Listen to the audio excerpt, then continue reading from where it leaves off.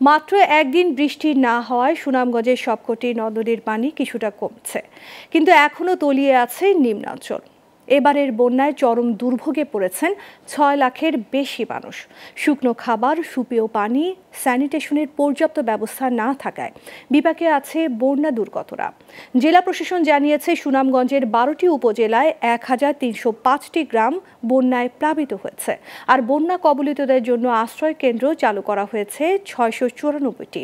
এছাড়া সরকারের পক্ষ থেকে ৪০ লাখ টাকা, ৫০০ মেট্রিক টন চাল ও ৫,০০০ প্যাকেট শুকনো খাবার বরাদ্দ দেওয়া হয়েছে। আর বৃষ্টি না হলেই সুরমা নদীর পানি বিপদসীমার নিচে নেমে যাবে বলে জানিয়েছে পানি উন্নয়ন বোর্ড। আজকে সকাল ৯টায় সুরমা নদীর পানির লেভেল ছিল 7.86 মিটার, অর্থাৎ এটি বিপদসীমার ৬ সেন্টিমিটার উপর দিয়ে প্রবাহিত হচ্ছে। গত ২৪ ঘন্টায় সুনামগঞ্জে প্রায় ১৭ সেন্টিমিটার পানি কমে আসছে এবং গত ২৪ ঘন্টা বৃষ্টিপাত হয়েছে ২ মিলিমিটার। আবহাওয়া পূর্বাভাস অনুযায়ী সুনামগঞ্জ এবং এই উজানে মাঝারি থেকে ভারী বৃষ্টিপাতের পূর্বাভাস রয়েছে। যেহেতু এগুলো গত ৩-৪ দিনের তুলনায় বৃষ্টিপাতের পূর্বাভাসটা কম, সে তুলনায় আশা করা যায় যে সুনামগঞ্জে আগামী ২৪ ঘন্টার ভিতরে সুরমা নদীর পানি স্বাভাবিক লেভেলে চলে আসবে।